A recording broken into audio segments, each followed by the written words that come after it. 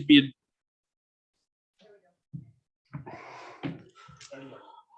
I'll call this regional council meeting to order. Please be advised that tonight's meeting is available for the public to attend virtually, is being streamed and recorded. Should virtual attendees wish to address council during either the public comment period or the question and answer period, use the raise hands feature in your webinar control. When it is your turn and are prompted, unmute your microphone, state your name, ask your question, and once your question has ended, you will be muted again.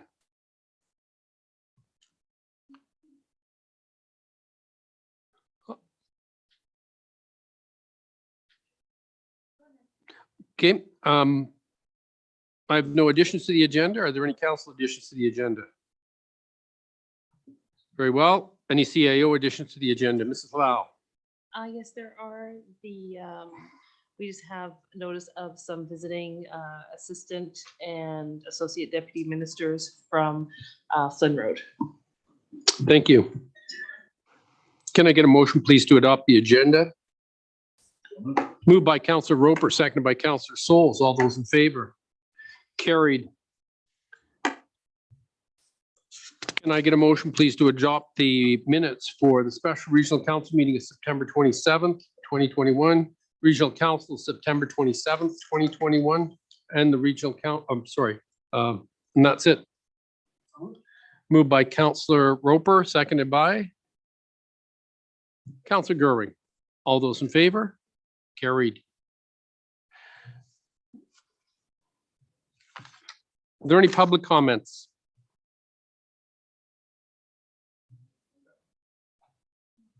Okay, thank you. Administration report number 6421, staff appointments, acting positions and responsibilities. Mrs. Laval?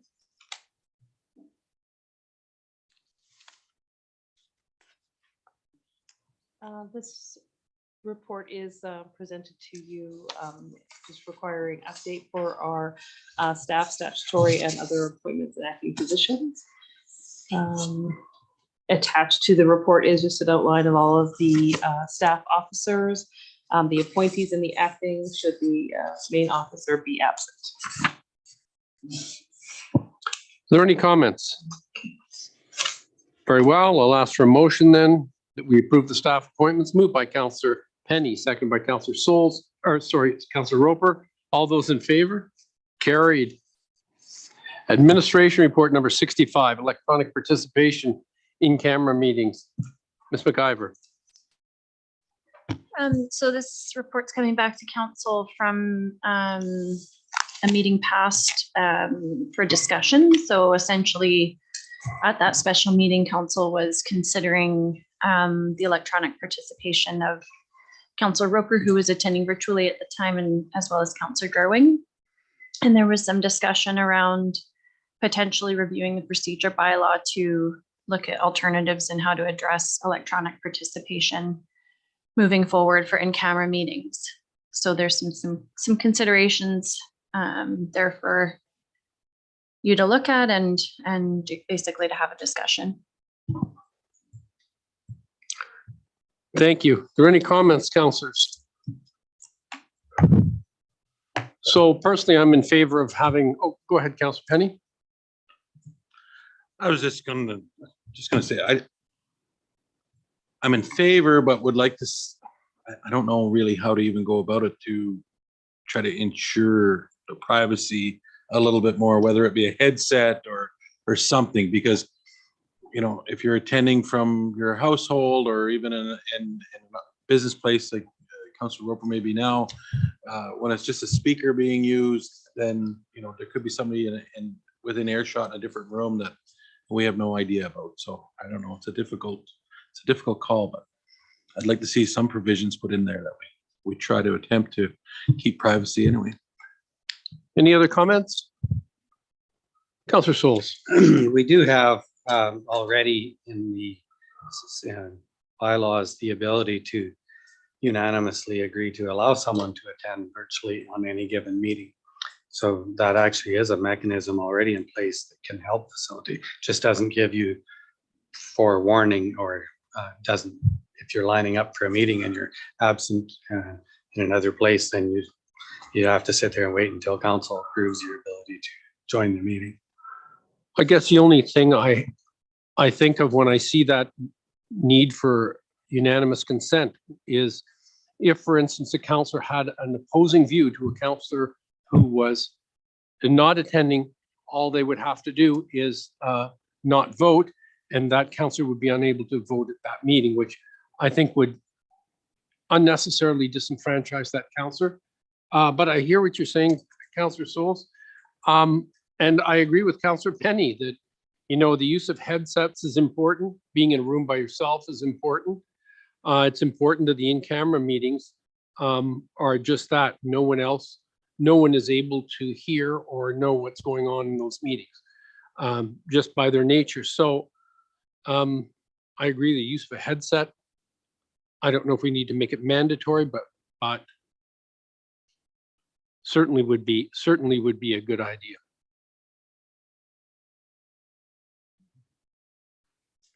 Any other comments? Councilor Roper? Sure, I'll chime in. I mean, we had discussions before about, equitable access to meetings and, the scenario, what if someone else in the municipality wanted to participate in local government, but their proximity to Fort Nelson was, a hindrance. This would open that up because it isn't just Fort Nelson, it's the entire municipality. We're huge. And there might be someone in Toad River or Muncher Lake or somewhere else that wants to have their voice heard and represent, their portion of the municipality. So I think it's a step forward. Certainly some challenges that could arise, such as Councillor Penny's points there. But I think everyone knows that, when it comes to in camera, it's very important to make sure that it's in camera. I mean, that's the definition of the title of the meeting, in camera, right? So so I think it's a good step forward. But I think there should be some provisions in there to make sure that it is the in-camera meetings are being held appropriately. Can we put in the provision that they must be alone in the room and that they must wear headsets? It's council's call. It's your Okay. bylaw. So however you'd like it to be described to ensure the principles that you're speaking about that's your discretion. Very well. Any other comments? Councillor Penny? Well, I'd just say then I'd like to see right in there that make all possible changes within the area that you're in to ensure privacy, and if privacy is at all in question, that a headset would be worn. Yeah. I think that would something. I mean, that's the blah blah blah, right? You know what I mean? But yeah, all reasonable attempts. I mean, if you're sitting in a room you could be sitting in your home by yourself. I mean, really, you need to have a headset on. But we need to ensure that there's some sort of mechanism in there. I mean, I know that we all know that, but at the same time, we have been in meetings where I felt that it was questionable. Whether I could hear something in the background. Is that a dog that's walking around, or is there somebody else in the house? I mean, it just can change the conversation of the meeting without if we don't feel totally confident. And it doesn't hurt to describe it in a bylaw. Councillor Gerwin? So are we talking about in camera and personnel, because they're separate, right? We used to allow in camera, but not personnel, or I forget how that all went, but So the bylaw is nondescript. The bylaw says in-camera meetings. So essentially personnel meetings are in-camera meetings. okay, so we're not going to separate that out. We'll just, Again, that's your call. So if you'd like there to be, if you'd like them to be discreet, we can describe them separately in the bylaw, but that's council's call as well. So I think I'm good with just calling it in-camera meetings, but I recognize that the in-camera meetings have sort of a heightened amount of security around them. There may be really sensitive issues regarding personnel that you have to be very careful about. Councillor Penny, then, was that a motion? Yes. Okay. Would somebody like to second that motion? Seconded? Seconded by Councillor Roper. All those in favor? Carried. Thank you. Because this is going to be a bylaw amendment, can I read back a resolution? Very well. Because makes me a little concerned that we're having a general discussion and passing it as a, and I'd hate to bring back a draft bylaw for readings and it not be accurate. So basically that it will remain by unanimous resolution to permit members of regional council to participate in camera meetings by means of visual and or electronic audio, electronic or other communications facilities, having made all reasonable efforts to ensure the privacy of the meeting. I don't know that it was by unanimous consent of the council.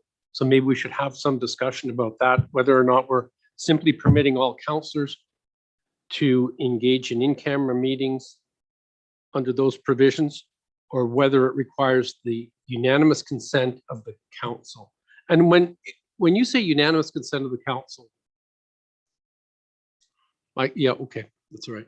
Councillor Souls? When I listened to Jaylene read that, I assumed right away that it was actually what we're doing right now as a council meeting together, deciding whether or not we have participation and on what terms those online participation is. So I didn't actually link it to each in-camera meeting having to do it. I linked it to, it is a process that we are working on. So that sounded reasonable to me. So. Councillor Gerwin. So when I was voting affirmative, in my head, it was a motion that would allow virtual participation in-camera meetings by council members. That's what I understood as well. So we're removing the need for unanimous consent to participate. Okay. That is clear now for me. Thank you. So I guess having said that, my other question is, we're missing a member tonight. So would council like to ask for that council member's input before making this amendment, or do you want to just proceed?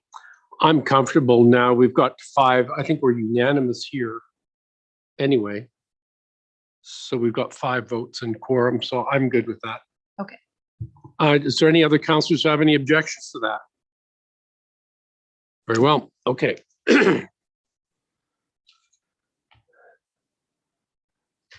Are we good then, Ms. McIver? Excellent. Thank you. And thank you for clarifying that. Admin report number 66, landfill operations and maintenance 2021 to 2027 award. Mr. Dominic. Good evening. The report you have in front of you is basically to state that the landfill operations and maintenance contract RFP was issued in August of this year and it closed in September. And one submission was received for this opportunity, which is the one you see below, Wide Sky Disposal. And we reviewed the tender in this case and ensured that they were all compliant and that there was no issues with this particular tenderer. And as such, we recommend that the landfill operations and maintenance contract be awarded to Wide Sky Disposal in the amount of $330,117.96 annually, based on a 35-hour week, plus all applicable taxes, for a term of 3 years, with an option of 2 one-year extensions with mutual written consent from both parties based on contractor performance. Thank you. And was this amount what was expected in this contract, Mr. Dominic? You mean for the amount, price? or the estimated amount? Well, this is in the past, actually, in 2018, this contract was awarded for an annual price of $355,264. So this actually came in below the 2018 tendered price. Okay, thank you. Are there any questions for Mr. Dominic? Councillor Gerwin. Just a question around an option of 2 one-year extensions with mutual written consent from both parties based on contractor performance. So if the municipality wanted to add something to the contract, or like say change it fundamentally change it. Let's just pretend that we were ready for curbside pickup of organics. And we were in year 4. Could we then not extend the contract because it was fundamentally different? Or would we be obligated to give them that extension? That's something that I will actually have to get confirmation on, but I can certainly get back to you on that one, unless Luann, if you wanted to chime in on that one. It is on both mutual consent. Both parties have to agree to it. So then, can you just explain to me why we would put based on contractor performance at the end of that option then? Can we leave that off, or does it have to be on there? I recommend it be removed, so I apologize that it's there. Thank you. Can I just, so would Luann, would curbside collection of organics impact the landfill operations necessarily? No, So it would probably, if we were doing organic pickup, it would be a separate contract, I would think. yes, this has nothing to do with collections. Okay. And organics is separate from landfill. Okay, thank you. So the provision that we're talking about here, mutually agreed, and that the contractor meets his obligations at the end of the contract, wouldn't that be standard? I mean, if the contractor wasn't meeting his obligations, then we could terminate it. If the contractor is not meeting their obligations, you can terminate it at any time. Okay. All right. So, all those, is there any more discussion on the landfill contract? Very well. Councillor Goring, do you want to move the motion with your deletion? Sure. Moved by Councillor Goring, seconded by Councillor Penny. All those in favor? Carried. Admin report number 67, renewal memorandum of understanding with Northern Health. Ms. Pike. Good evening. Every 2 years, Northern Health approaches us to renew the memorandum of understanding. It was last renewed in 2019, so here we are at it again.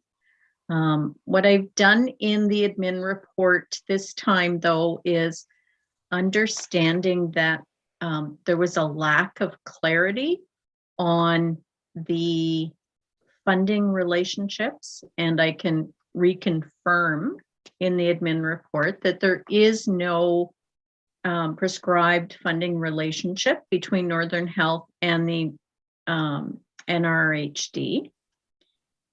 But I have identified that we have a multitude of opportunities that we will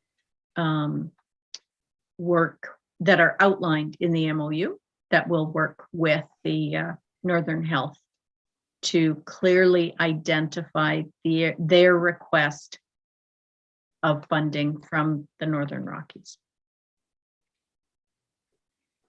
Thank you. Councillor Goring. Thanks very much. On page 2 of your report, Tony, it says under communication, it says, upon receiving the funding envelope from the province for capital improvement projects, Northern Health will present proposals at a meeting of the chair's staff of the RHDs to seek feedback and identify funding requirements. So who attends on behalf of the municipality?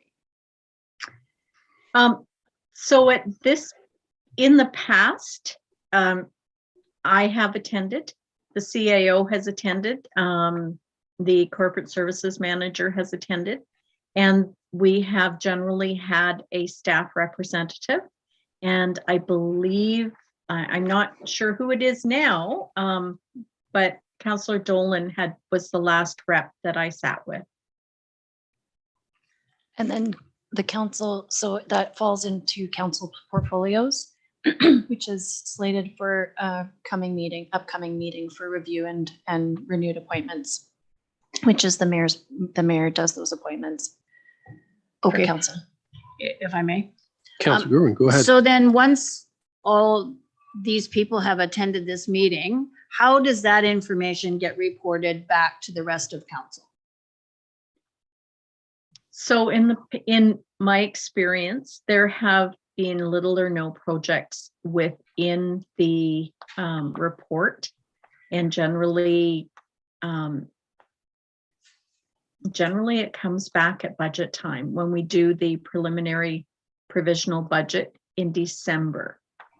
Given the issues that surrounded the funding, I'll call it confusion last year, I would recommend that once we have the information, we take a multi-pronged approach and bring Michael Hoffer and company in to describe what they're going to do and what the requests are.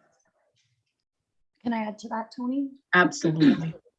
So in past, what we've experienced is that at the fall meeting, which is when typically you gather all the chairs and key staff and Northern Health together, the level of detail that they provide in that meeting about capital projects is either, a lot of times the things that fall to us are too low in their value to even hit the radar of that meeting, or things happen like last year where it was between that meeting and the budget request that up came the boiler and up came the ultrasound machine. So when we received the presentation, and actually we went back to the presentation, we're like, these are these projects we're on, where did they come from? So there's definitely some flaws in the timing, especially with our fiscal year and Northern Health's fiscal year, because their fiscal is April to March, or that, whereas ours is January to December. So the timing isn't great for us because they're just rolling out their kind of high level requests and we're trying to prepare our budgets for the following year. But I think it's also us being, keeping these dates in our calendar for basically follow up to request the information if we haven't just received it by the timing that they've indicated we should be getting it. If I'm not mistaken, last year too, the boiler was something that came along afterwards because something got canceled or they had additional funding opportunities or something. So it wasn't in there originally, and then they threw it in there because they were going to get this funding. Any other comments? Councilor Gerwin. So after reading this MOU for another 2 years, it reads like there's an awful lot of ways that Northern Health can be, should be, could be required to communicate to the municipalities. And for whatever reason, I don't know that communication is keeping up with what the MOU indicates. So I just wonder if it's something that council would be interested in working with staff to ensure that Northern Health meets its obligation to communicate. And, you know, for example, when was the last time they had a board meeting in the community? Now, even before COVID, let's put COVID to the side, because that's part of the MOU that we're allowed to attend if in fact it's in the community. So, and that hasn't happened for a very long time. So, yeah, I'm just, you know, the MOU reads like there are so many opportunities and that this is really happening when I guess I would argue that it's not. And so how do we hold them accountable to ensure that happens? So I would make a motion that we write a letter to Northern Health asking them to do a better job of communicating with us for this and pointing out maybe some of the shortfalls about not having a meeting in our community, et cetera. Councilor Roper? Could we possibly look into some metrics just to make sure that you know, both parties are meeting the obligations and under the MOU, if there's any room for interpretation, you know, some metrics would be if we can set forth some metrics, then we can meet those. It might be easier. Would you like staff to come back with some metrics then for us to look at? If council's in favor, I think that would advance the cause for sure. Councillor Goering, any thoughts? Yeah, I know that this has come up at the NCLGA Healthcare Committee as well, that the lack of communication coming out of Northern Health in other communities has had detrimental effects. When I tell my fellow counselors on this committee that it isn't a 60-40 split is not a formal requirement, it's hard for them to believe that because that's what they've been told. So it's great to have this MOU. When we did that healthcare survey with the NCLGA, communication with Northern Health came as one of the concerns too. So yeah, it's not just us. So I think that would be a really good idea because I really like Councillor Roper's point. We want to make sure that we are holding up our end too. Like maybe, I think that's a really good idea.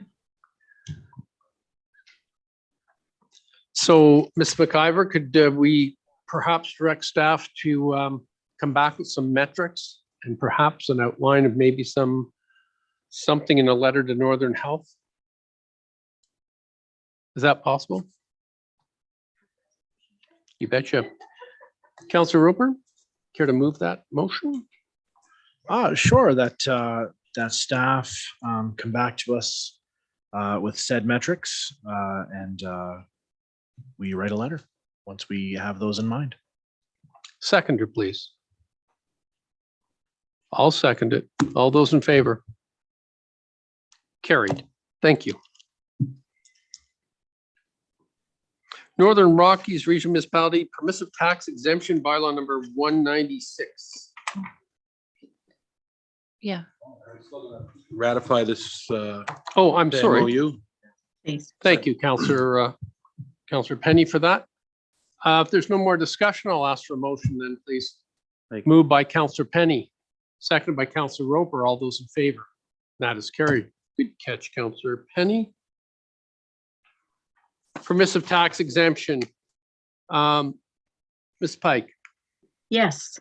Annually, we have our local organizations make application to be exempt from taxation. It was just a few months ago that we did a rewrite of our policy so that our organizations can apply in year one. And for almost all of these organizations, year one was last year, and year two and year three would be renewals. So the recommendation is to give the exemption bylaw for second and third reading. The new applicant this year is the golf course. As we go through renewing agreements with different organizations, it comes to BC Assessment's attention that we have missed the agreement in the past and we haven't identified the assessment out there as being a lease to the organization that's holding the golf course. So we will be adding them to the exemption bylaw this year. Are there any questions for Ms. Pike? Very well. I'll ask for a motion. We approve the permissive tax exemption. Moved by Councillor Goering, second by Councillor Souls. All those in favor? Carried. Mayor? Yes, Sorry, may I go back to the Northern Health MOU? I missed a point. sure. Go ahead. Okay, I just wanted to draw council's attention to Appendix 2, the disposal of Northern Health capital assets. It says on point 2, transferring assets. It's page 29 of 40 for those that are have the pages before them. It says when a major capital asset that a RHD has cost shared is moved to another facility within the rural health district boundaries, Northern Health will consult with the RHD prior to transferring the asset from one facility to another. So it only says consult. When you go to the next one, transferring assets outside of the RHD boundary, it says we have to consent. So, I mean, I just wanted to draw our attention that our ultrasound machine, let's just say, could be transferred to Fort St. John, according to this MOU. Without our consent, we would just be consulted. So- If I may, Yes. our RHD boundaries are the town, the municipality. So Oh, perfect. Great. Yeah. Thanks, Tony. one in the same. Okay, thank you, Councillor Goering. Resource Municipalities Coalition confirmation of dates for workshop. Resource Municipalities Coalition is putting on a a workshop on cluster development. And they wanted to know if any councillors would like to attend. I will be attending one of the workshops. Are there any other councillors who wanted to attend this? When is the deadline to confirm attendance? I'm not sure, Councillor Roper. I'm interested, but I'd have to look at my schedule and get back on this. Very well. I'll make sure that someone from staff gets hold of you on the deadlines for that. Is there a cost to the municipality? I to don't believe attend? so. It doesn't say that there is here.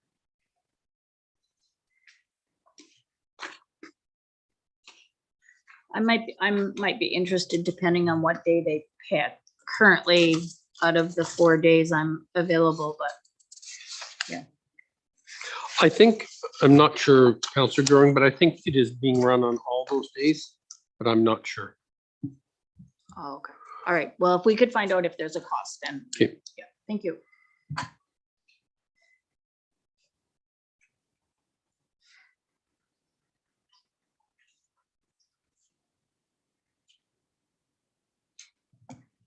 Okay.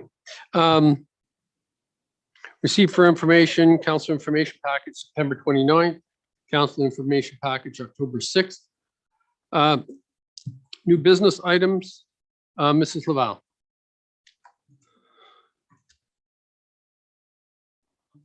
Yes, thank you. We've been advised by the district manager, Chris Cooper, that Mike Hikeaway, I'm sorry if I pronounced his name incorrectly, the acting assistant deputy minister for Flynn Road for the north area, and Eamon O'Donoghue, who is the associate deputy minister for Flynn Road, will be in Fort Nelson on Tuesday, October 19th. They have offered to meet with mayor and council and any other staff about topics that we deem appropriate. We do not have a time yet for any such meetings, as they do have other commitments while they're in town. So we just wanted to gauge interest and advise you that there will possibly be a meeting that day. So on Friday or Thursday, I called Raleigh Russell, the Parliamentary Secretary for Rural Development, and asked if he could forward me the number for Eamon O'Donoghue.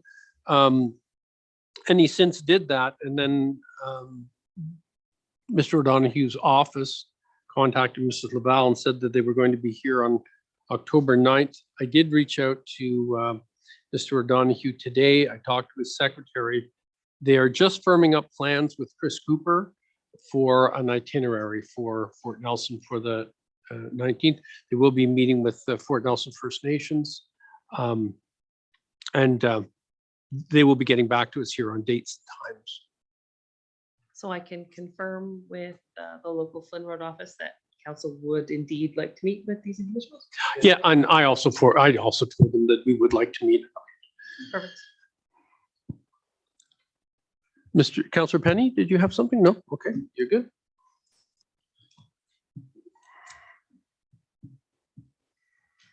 Mayor's discretionary charges, third quarter, July 1st, September 30th. Not much to report there. There was $33, I think, and the rest was travel. Are there any questions on mayor's discretionary funds? Very well. Rec stats for information, September 21st rec stats. Are there any virtual attendees who have anything to ask us?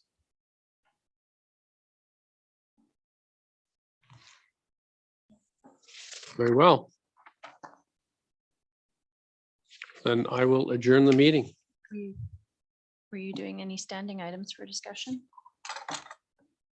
Sorry, I'll put my glasses on. Oh, any standing items for discussion? Any council reports? No.